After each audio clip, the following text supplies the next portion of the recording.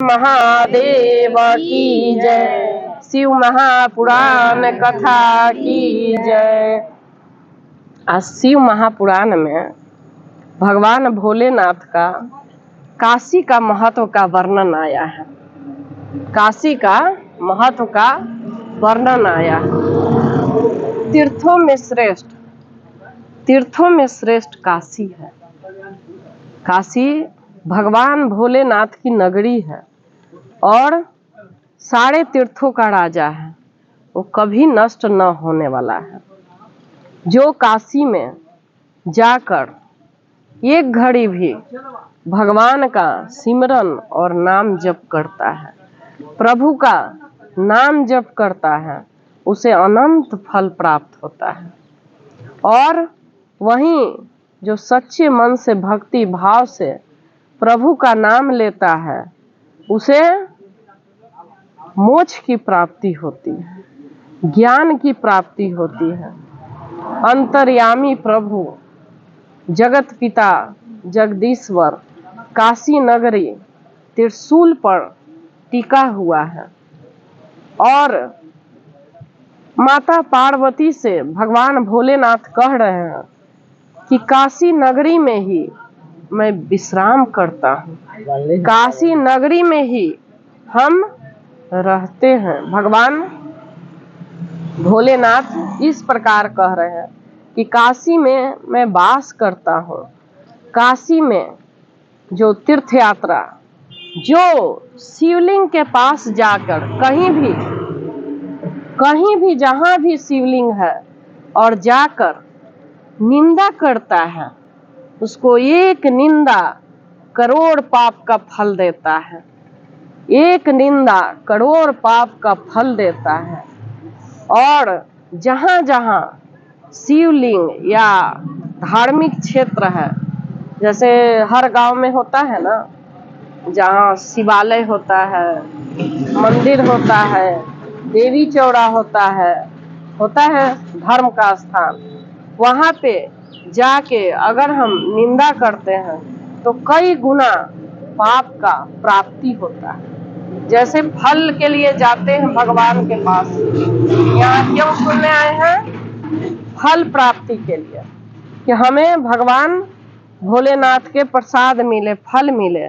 उसी प्रकार अगर हम वहाँ मंदिर या भगवान के पास निंदा करते हैं तो पाप का फल प्रदान होता है। भगवान कहते हैं कि जो भी तीर्थ यात्रा में जाके और किसी के बारे में एक शिकायत करता है तो 1000 गुना उसका पाप वृद्धि होता है और उसका काटे भी नहीं कटता। कैसे कटता है? व्रत करने से। कैसे कटता है वो पाप? व्रत करिए, देह सुखाइए। जो हम मुंह से चुगली करते हैं कहीं जाकर भगवान के मंदिर के पास, वो काया से आपको फल प्रदान होगा। जो व्रत करते हैं ना, छठ, एतवार या कोई एकादशी या कोई व्रत करते हैं, तो इसी प्रकार काया से पाप का निवारण होता है। ये शिव महापुराण में वाक्य लिखा हुआ है कि जो धार्मिक स्थल पे हम निंदा करते हैं तो कई जन्म तक काया से एक कष्ट को निवारण करते हैं, मतलब व्रत रखते हैं। व्रत रख के अपने काया को दुखी देते हैं ना, कहते हैं ना कि पानी पीने का मन कर रहा है, व्रत किए हुए ये कर। काया से जो वाचिक निंदा होता है ना, वो काया से ही कटता है, देह सुखाने से कटता है। और जो तीर्थ यात्रा पर जो पाप है किया गया है, वो करोड़ गुना उसका भी फल मिलता है। उसका कोई फल काटने से भी नहीं कटता, उसका फल काटने से भी नहीं कटता, उसको भी फल प्रदान होता है। भगवान ये शिव महापुराण में वाक्य में सनत कुमार जी समझाते हैं कि जो भी अगर घर में पूजा करता है शिवलिंग का, उसका फल अनंत है। उसके 10 गुना गौशाला में फल है। जो गौशाला में भगवान का नाम लेता है उसका 10 गुना ज्यादा फल प्राप्त होता है। उसके बाद जो शिवालय में जाकर भगवान का नाम लेता है, भोलेनाथ का नाम जपता है, भगवान का स्मरण करता है, उससे कई गुना फल ज्यादा प्राप्त होता है। हम लोग यहाँ आके भगवान का नाम क्यों लेते हैं? सिर्फ यही कि हमें पुण्य प्राप्त हो, हमारे जो कर्म में जो भी पाप है वो नष्ट हो। कई जन्मों का पाप संग्रह होता है, तब हमें दुख होता है, और दुख तब होता है जब हमारा पुण्य नष्ट होने लगता है। जब हमारा पुण्य नष्ट होने लगता है तो हमारा दुख शुरू होता है। दुख शुरू हो जाता है ना, जब पुण्य हमारा नष्ट होगा तो हमारे को दुख शुरू होगा। फिर उस अवस्था में कहीं आप दिखाएंगे या कहीं पूछेंगे तो लोग कहेंगे कि आप जल चढ़ाइए, कहीं पूजा करिए, कोई व्रत करिए, कोई तपस्या करिए, बोलते हैं ना, कोई गंगा जी नहाइए, कोई कुछ, मतलब सब लोग बता धर्म करने के लिए ही बताएंगे। ये हमारा जब पाप का कर्म बढ़ता है तो इसको घटाने के लिए हमें कर्म करना चाहिए। और इस कलयुग में शिव महापुराण कथा से श्रेष्ठ कोई भी कथा नहीं है। शिव महापुराण कथा से बढ़कर कोई भी कथा नहीं है। लेकिन जहाँ भी भगवान की पूजा होती है वहाँ राक्षस प्रवृत्ति भी होता है, इसमें कोई संशय नहीं है। जहाँ भगवान होंगे, जहाँ देवता होंगे, वहाँ राक्षस भी होंगे।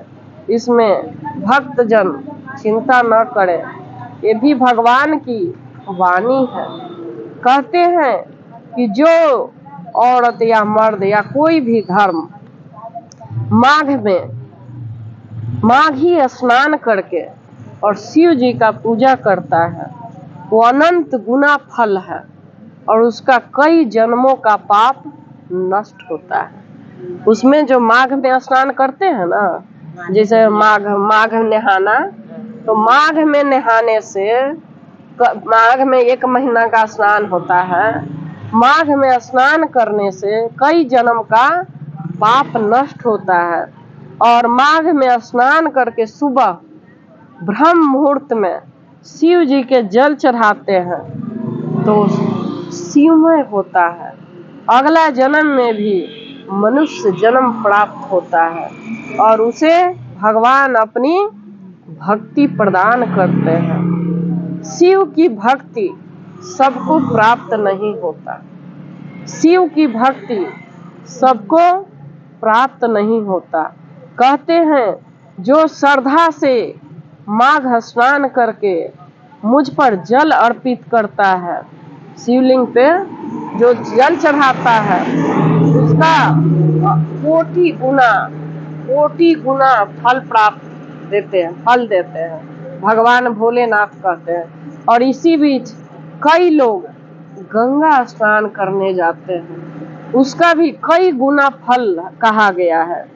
जिस प्रकार गंगा जी नहाने से कई जन्मों का पाप कटता है और बहुत सारे फल मिलता है गंगा स्नान करने से, तो माघ में जो स्नान करता है गंगा स्नान ब्रह्म मुहूर्त में, उसे भी कहा गया है कि कई गुना फल प्राप्त होता है, कई गुना फल प्राप्त होता है गंगा स्नान करने से। जो माघ में गंगा स्नान कर रहे हैं, गंगा मैया भी कहते हैं कि जब मेरे में जो भक्त स्नान करते हैं और मैं तर जाती हूँ, भगवान भी, गंगा जी भी कहते हैं कि अगर भक्त कोई मेरे में स्नान करता है तो मेरे को भी उसका चरण रज मिलता है। खुद गंगा मैया कह रही हैं कि चरण रज मिलता है। चरण रज समझें, उनके चरण का जो रज माने पानी, जैसे बड़े गुरु लोग आते हैं तो गोड़ पखाड़ते हैं ना, जैसे हम भी कहीं कहीं जाते हैं तो उनको गोड़ पखाड़ के वो जल सभी जगह छीटेंगे घर में, देखा है मतलब, तो करते हैं, फूल वूल चढ़ा, वो चरण रज बोलते हैं उसको। कितना आदमी पीता है कि हमको गुरु के चरण रज मिल गया। तो उसी तरह गंगा मैया भी कह रही हैं क्यों चरण रस से मैं धन्य होती हूँ। जब भक्त कोई आता है मेरे में स्नान करता है, माँ भी तरती हैं। अब भगवान तो साफ कहते हैं कि जो भक्त मेरे को प्रेम से मेरी पूजा अर्चना करता है, मैं उसी के अंदर वास करता हूँ, उसी से प्रेम करता हूँ, उसी की वाणी में रहता हूँ, उसी के हृदय में विश्राम करता हूँ, उसी के साथ आनंदमय होता हूँ। भगवान इस प्रकार कह रहे हैं। तो इसी प्रकार जब हम शिवालय में आके भगवान का त्रिवेणी के सामने और इस कथा का गुणगान कर रहे हैं भगवान आज बहुत ही खुश है। भगवान आज चारों तरफ से लग रहा है कि सारे देवी देवता सुनने आ गए हैं। सारे पत्ते पत्ते में लग रहा है कि देवी देवता का वास आ गया है और सुन रहे हैं आनंद से।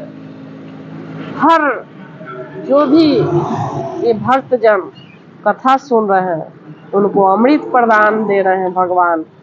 कथा सुनते ही भाव प्रेम उमड़ना चाहिए, आनंद आना चाहिए। भगवान के कथा में बहुत ही आनंद है, बहुत ही आनंद है। इसकी तुलना भी किसी से नहीं कर सकते, इतनी आनंदमय है।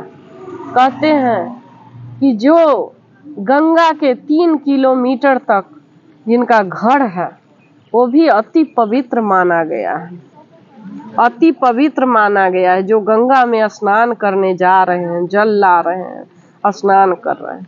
एक और बात, जो आप घर में ही स्नान कर रहे हैं और भाव रख रहे हैं कि हमें गंगा जी में नहाने का मन कर रहा है, तो जब लोटा में जल लेते हैं तो बोले हर हर गंगे, और 3 बार गंगा मैया के नाम लेके हर हर गंगे, हर हर गंगे, हर हर गंगे करके स्नान करिए, तो वो अमृत अनुभव होगा कि एकदम गंगा जल ही है।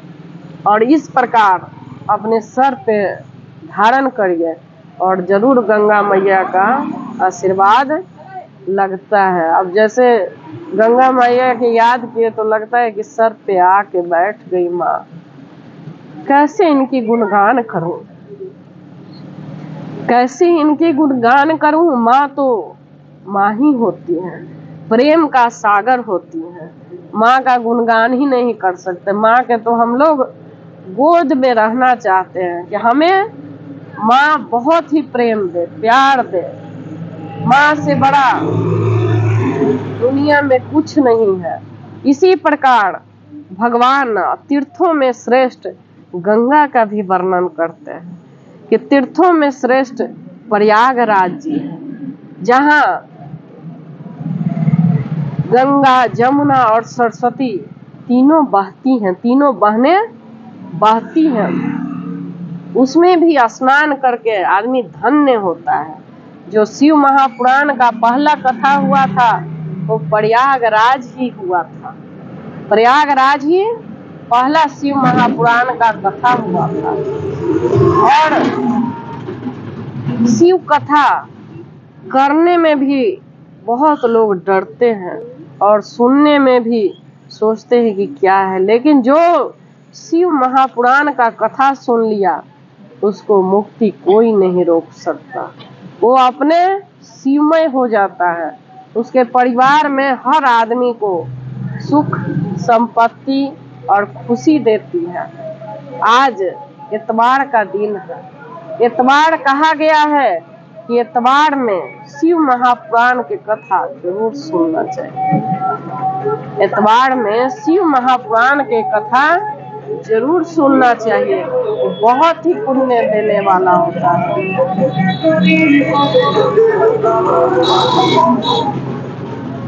इतवार शिव भोलेनाथ का दिन है जो शिव महापुराण में वर्णन है। और इस दिन हम लोग त्रिवेणी के सामने, शिवलिंग के सामने कथा सुन रहे हैं। कहीं भी कथा बनता तो स्टेज पर कथा होती, तो हमें यहाँ जो फल प्राप्त हो रहा है वो अनंत गुना फल, कोटि गुना फल प्राप्त हो रहा है, क्योंकि हम लोग त्रिवेणी के सामने, शिवलिंग के सामने एक कथा सुन रहे हैं।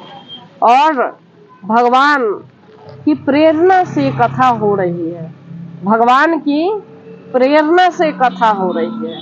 भगवान चाह रहे हैं कि हमारी कथा का गुणगान हो, हमारी कथा का गुणगान हो, प्रभु का गुणगान हो। इस प्रकार भगवान भोलेनाथ चाहते हैं कि भगवान का गुणगान हो।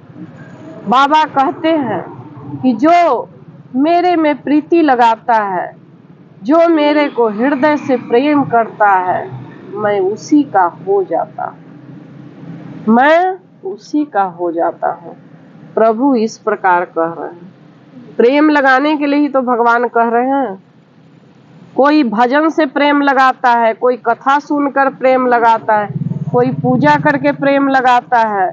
इनकी भक्ति अनंत है, किसी को कोई रोका नहीं है। जिसको जैसा भाव है वैसा कथा करेगा, कोई पूजा करेगा, कोई जल चढ़ाकर ही भगवान का गुणगान करता है, कोई हवन करके पूजा करके गुणगान करता है, कोई मंत्र जप के प्रभु का गुणगान करता है, कोई गीत संगीत करके, कोई नाच गा के भगवान का रिझाता है। मतलब अपनी अपनी श्रद्धा है कि किस प्रकार हम भगवान को मनाएं, हम किस प्रकार प्रभु को मनाएं। अपनी भाव है ना मनाने का कि भगवान को किस तरह से हम अपने प्रेम से रिझाएं। भगवान को कोई भाव रखता है कि ये मेरे गार्जियन है, मेरे पिता है, कोई प्रेमी की तरह भाव करता है, कोई बच्चा की तरह भाव कर, कोई अवघड़ दानी सोचता है, कोई महादानी सोचता है। मतलब जैसा जैसा जिसका भाव है भगवान को करना है। जब तक हमारा कर्म रोग नहीं रहेगा तब तक हम पृथ्वी पे, जब तक हमें कर्म रोग है तभी हम पृथ्वी पे हैं। हर आदमी का कर्म रोग है, हर आदमी का कर्म रोग है, इसीलिए वो पृथ्वी पे है। जिस दिन कर्म की मुक्ति हो जाएगी उसी दिन वो चला जाएगा, उस दिन धरती पे रहने का कोई नहीं है। भगवान कहते हैं कि कर्म के लिए बार बार मनुष्य का जन्म होता है, कर्म करने के लिए ही मनुष्य का जन्म होता है। और जो मेरे को ही भजता है, मेरे में ही प्रेम लगाता है, उसका तन मन, उसका वाणी हर तरह से मैं वास करता हूँ। इस प्रकार प्रभु का आशीर्वाद है। आज कितना आनंदमय दिन है, कितना सुंदर वातावरण भगवान सब सुन रहे हैं आके। इस तरह से आज कितने प्रभु खुश हैं कि हमारे कथा का गुणगान हो रहा है। एक बार शिव महापुराण कथा हो चुकी, यज्ञ हो चुका, दूसरा कथा शुरू हो चुका है और इस प्रकार प्रभु रोज खुश हो रहे हैं। ऐसा लगता है कि प्रफुल्लित हो रहा है। आप लोग के भी अंदर खुशी हो रही है ना, आनंद आ रही है ना। तो ये आनंद ही मतलब है कि आपको भगवान की कृपा हो रही है। जब तक आपके अंदर आनंद नहीं आएगी तो समझिए कि कृपा नहीं है। जब तक आप लोगों की निंदा करेंगे तब तक आपकी अंदर कृपा नहीं है। जब तक आप दूसरे के बारे में सोचेंगे तब तक समझिए कि कृपा नहीं है। हमेशा प्रभु के बारे में सोचिए, सब शिवमय हो जाएगा, सब शिवमय हो जाएगा, सबसे प्रेम जागृत हो जाएगा, सबसे आनंदमय हो जाइएगा। लगेगा कि वो भी तो मेरा अपना है, वो भी तो मेरा अपना है। किसी में पराया दिखेगा ही नहीं, सब तो एक ही जोत का हम संतान हैं। वैसे देखा जाए तो मेरे माता पिता एक ही तो हैं और हम उनके संतान हैं। हमारा दूसरा कोई नहीं, हमारा माँ बाप यही है और हम इनके बच्चे हैं, हम इनके बच्चे हैं। यहाँ आके हम लोग भटक पड़े, हम लोग यहाँ आके भटक गए। हम लोग प्रभु के ही संतान हैं, उनके ही बच्चे हैं। इस प्रकार भगवान कह रहे हैं। भगवान का वाणी एक एक तीर्थ का समान है, एक एक वाणी जो हृदय में जाके बैठ जाता है। और प्रभु इस प्रकार एक दिन कहते हैं कि विष्णु जी को बुलाते हैं। विष्णु जी को बुलाते हैं और कहते हैं कि जिस तरह से सभी लोग शिव जी का ही पूजा करेगा तो सबकी मुक्ति हो जाएगी, सबकी मुक्ति हो जाएगी। तो ऐसा कोई धर्म बनाइए जिससे आदमी भटकने लगे, जिससे आदमी भटकने लगे। विष्णु जी के आदेश देते हैं कि अब जो शिव जी के ही पूजा करेगा शिव में हो जाएगा तो उसको कुछ रहेगा नहीं। कहा गया है, आज ही शिव महापुराण में पढ़ रहे थे, उसमें ये वचन आया कि जब हम शिवलिंग के पार्थिव पूजा करते हैं तो किसी और की पूजा के हमें जरूरत ही नहीं पड़ती। जो शिव जी के पूजा कर लेता है उसको किसी और की पूजा करने की जरूरत ही नहीं होती। जो शिव जी में ध्यान लगा लेते हैं वो किसी और के पूजा करने की जरूरत ही नहीं पड़ती। इतने महादानी है, अवघड़ दानी है, दाता है। इनकी कृपा असंख्य है। इनकी गुणगान हम लोग बहुत संक्षेप में कर रहे हैं, इनकी गुणगान हम कर ही नहीं सकते। इनकी गुणगान करने योग्य हम नहीं है, इनकी गुणगान करने योग्य हम नहीं है, नहीं है ना इनके गुणगान करने योग्य। भगवान के गुणों का सागर है, भगवान अवघड़ दानी है, दाता पुरारी है। इनकी कृपा का हम कह ही नहीं सकते कि इतना महादानी है। और जब एक भक्त बहुत दुखी था, उसके कोई संतान नहीं हो रही थी। भक्त होता है ना, बहुत दुखी होता है।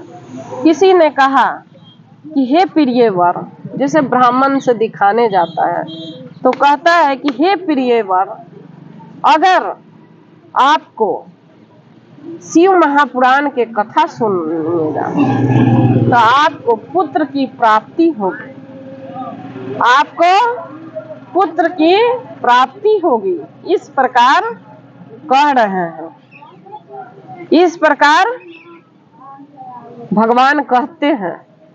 मतलब किसी रूप में जब भक्त दुखी होता है तो भगवान किसी रूप में आते ही हैं और बता रहे हैं कि आप शिव महापुराण के कथा सुनिए तो आपको पुत्र मिलेगा, बांझ जो कहते हैं उसका नाम मिटेगा। अब वो बोले कि शिव महापुराण हम कहाँ सुने, शिव महापुराण हम कहाँ सुने जिससे हमें पुत्र रत्न की प्राप्ति होगी। बोले कि एक भक्त है जो जंगल में बैठा हुआ, वो सिर्फ शिव महापुराण गाथा ही करता है। आप दोनों पति पत्नी वहीं जाइए और उनकी कथा सुनिए। इस प्रकार वो भक्त वहां गया, शिवलिंग अपना बनाता था। पहले इतनी जनसंख्या थी नहीं, इतनी जनसंख्या नहीं था, हर जगह नदी रहता था, गंगा जी रहते थे, नदी रहता था। शिवलिंग बना के जल उल चढ़ा के वहां पहुंचा, बोला कि मुझे शिव महापुराण कथा सुनना है, किसी ने मुझे बताया है। ऋषि बोलते हैं कि ये नदी है, तुम इस नदी को पार कर जाओ, नदी को पार कर जाओ और तब जाके मैं शिव महापुराण के कथा सुनाऊंगा।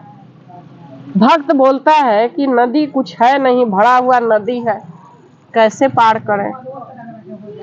बोले कि पार करोगे तो ही सुनना होगा, क्योंकि तुम बहुत जन्मों से तुम लोग माता पिता नहीं बने हो और इस जन्म के लिए बच्चा चाहिए तो ये नदी पार करना है। भक्त सोचा, मन में भोलेनाथ का ध्यान किया और एक तिनका दुभी का जो घास होता है वो लिया और भगवान जो पूजा किया था शिवलिंग पर उसमें ठेकाया और कहा कि हे प्रभु, इसको ऐसा नैया बना दीजिए कि मैं उस नदी का पार चला जाऊं। इसको ऐसा आप नैया बना दीजिए कि मैं उस नदी के पार चढ़ के चला जाऊं, ताकि मेरे को ये ऋषि कथा सुनाएंगे तो मुझे पुत्र रत्न की प्राप्ति होगी, इस भाव से वो कह रहे हैं। तो जब दुभी ठेकाते हैं तो उसमें एक शक्ति आ गई और वो दुभी रख के और पैर रखा और दुभी आगे आगे और वो मेरा हर हर महादेव की जय, और वो नदी पार कर गया। एक तिनका पर पैर रख के पार कर गया। ऋषि बोले कि अब लौट आओ। फिर उसी तिनका के कहता है कि हे प्रभु आप पार करा दिए, मुझे तैरने भी नहीं आता। तैरने वाले आप ही तो तैरनहार हैं, आप ही पालनहार है, तो तैरनहार ही आप ही हैं। अब इधर से ले चलिए। फिर ऐसी ओम नमः शिवाय का जाप किया और रखा, भक्त आ गया। ऋषि बोले कि हम तुमको जरूर कथा सुनाएंगे, क्योंकि तुम परम शिव भक्त हो, तुम परम शिव भक्त हो, जो इस प्रकार एक तिनके पर भगवान ने भेज दिया और वापस ला दिया। बहुत खुश हुए। उसने कथा शिव महापुराण के सुनाने लगा। 1 बरस में कथा समाप्त हुई। 1 बरस में कथा समाप्त हुए और घर में वो दोनों आ गए भक्त। उसके गर्भ से एक सुंदर पुत्र रत्न प्राप्त होता है। उसका नाम वो भोला रखते हैं। भोला ही दिए थे, उनका भोला ही दिए थे, उनको पुत्र भोला दिए, तो उसका पुत्र का नाम भोला रखे। और भोला इस तरह से माता पिता का कहना करता था और माता पिता का सेवा करता था कि वो भगवान भोलेनाथ के ही भक्ति में रहता था, आनंद में रहता था। भोला था ही और भगवान के चरणों में ही रहने लगा और भक्त का आनंदमय जीवन हो गया। क्या हुआ? आनंदमय जीवन हो गया। इसी प्रकार जब हम भगवान के चरण में होते हैं और हम भगवान से जो मांगते हैं श्रद्धा से, हमें भगवान पूरा करते हैं। हमें भगवान वो पूरा करते हैं। हम जो भी श्रद्धा से, भाव से, प्रेम से मांगते हैं वो हमें जरूर भगवान देते हैं और हमारे कथा वो सुनते हैं। तो इसी प्रकार वो भक्त भगवान के प्रेम में के पुत्रवान हो गया। कई जन्मों के सिर्फ क्या किया, उसने भगवान का नाम लिया, पूजा किया, कथा सुना। इसीलिए कहते हैं जिसके अंदर कोई कष्ट है भगवान से गोहराइए, कहिए प्रभु से। पालनहार यही है, देवनहार यही है, औघड़दानी यही है, दाता पुरारी यही है, सब करने वाले यही है। और इनके सिवा हम लोग क्या हैं? कुछ भी नहीं। प्रभु खाली उस समय जब कथा होती है तो विराजमान होकर कथा कहवाते हैं। प्रभु से कथा प्रभु कहवाते हैं कि मेरी चर्चा करो। जब हम कथा करते हैं तो यज्ञ करते हैं, हवन करते हैं, क्योंकि हम प्रभु को समर्पण करते हैं। कोई चीज जब हम कथा करते हैं, पूजा करते हैं, अब ये जल क्यों देते हैं? लास्ट में जब भगवान के सारा पूजा करके जल क्यों देते हैं? जल इसलिए देते हैं कि ये पूजा आपको समर्पण देने के लिए सीखना चाहिए। भगवान को जो सवेरे उठ के कहता है, सुबह उठ के क्या करना चाहिए? ऐसे ऐसे करके भगवान का दर्शन करिए, भोलेनाथ का। और इसमें देखिए, कहते हैं ना कि उस आदमी को देखा तो मेरा मूड खराब हो गया, हमें खाना नहीं मिला। कहता है ना, कई आदमी के नजर पड़ जाता है तो खाना नहीं मिला, आज लड़ाई ही होते रह गया, ये दर्शन खराब है, तो सवेरे क्यों न भगवान के दर्शन कर लिया जाए। ऐसे करके इसमें भोलेनाथ, माता पार्वती बच्चों के समेत देखिए और देख के नमस्कार करिए, हर हर गंगे कहिए और अपने आंखों पर लगाइए, उनको अनुभव करिए कि हमारे को भगवान की कृपा मिल गई। सबसे पहले उन्हीं का दर्शन हो, उसके बाद आपका जो घर में कोई भी मंदिर है ना, मंदिर या देवता स्थान बना रखे हैं, वहां जाके देखिए सवेरे उठते, उसके बाद अपना दिनचर्या शुरू करिए, और उसके बाद वाकई आपके घर में जो भी कष्ट है ना सब दूर होने लगेगा। और जब रात में भी सोते हैं तो भगवान को दर्शन करके और आंखों में लगाइए, हृदय में लगाइए प्रभु को, और तब सोइए। आराम से देखिएगा सुबह ब्रह्म मुहूर्त में नींद खुल जाएगी। अगर आप 4 बजे चाहोगे ना तो 4 बजे नींद खुल के आप पूजा कर लोगे भगवान के। जब कहोगे ना कि हमारा ईव टाइम में उठाइए बाबा, भगवान किसी रूप में आपको आएगा उठाना, चाहे बेल बजे, चाहे घंटी बजे, चाहे चारपाई हिले, चाहे पेड़ पौधा की आवाज आए, चाहे चिड़िया का आवाज आए, चाहे कोई घंटा बजा दे या बर्तन गिर जाए, किसी तरीके से घर में आपको उठाएगा। आप उठ के अपना जो घर में काम नहीं कर रही हैं, चाहे ऐसे भी जो लेडीज है, तो आराम से आप पूजा पाठ कर सकते हैं। ब्रह्म मुहूर्त का पूजा सबसे ज्यादा फलदायी होता है। जो हम सुबह पूजा करते हैं ना वो बहुत ज्यादा फल मिलता है, और उसका आधा सूर्य के बाद मिलता है, उसके आधा 9 बजे के बाद मिलता है, उसके आधा, और जो अब हम पूजा सुन रहे हैं 4 बजे के बाद, वो भी हमारा ब्रह्म मुहूर्त ही गिना जाता है। जो कथा का टाइम है ना ये 4 से 7 या 6:30 सूर्य डूबने के पहले तक, डूब जाते हैं तब तक संध्या का समय है। और इस समय जो सुबह ब्रह्म मुहूर्त का फल प्रदान होता है, वही मुहूर्त हमें इस टाइम प्रदान हो रहा है। इस टाइम ही पूजा जो भी बड़े बड़े ऋषि महात्मा हम लोग भी घर में करते थे, तो 4 बजे हाथ पैर धो के बैठ जाना है, और जब सूर्य डूबेंगे उस समय दिया दिखा के आरती करके घर को या घर में जला के उठ जाओ। 2-2.5 घंटा शाम में बैठते थे पूजा करने, तो वही टाइम है इस टाइम, तो हमें ये फल प्राप्त होगा। इसीलिए तो हमारे में फल जल्दी मिल रहा है। कारण है कि एक ये और एक टाइम। बड़ा सुंदर किसी ने कहा आते वक्त कि आपका पूजा तो बड़ा फलदायी होगा, क्योंकि ऐसा टाइम आप चुने हैं, ऐसा टाइम चुने हैं कि शाम का समय है, और भी इस पर बहुत अच्छा आप लोगों का टाइम, क्योंकि भगवान की इच्छा, प्रभु की इच्छा। और वही कथा अगर रात में सुनते हैं तो उतना फलदायी नहीं है। जो सूर्य डूबने के बाद जो हम कथा सुनते हैं उतना हमें फलदायी नहीं है। और इस टाइम से सूर्य डूबने तक जो हम कथा सुनते हैं ये अमृत बेला में ही गिना जाता है, कि हम अमृत पान कर रहे हैं। हम अमृत बेला में भगवान की कथा सुन रहे हैं, प्रभु का कथा सुन रहे हैं। ये अमृत बेला में प्रभु का कथा सुन रहे हैं। ये फल भगवान का बहुत दया मिल रही है, कृपा मिल रही है प्रभु का।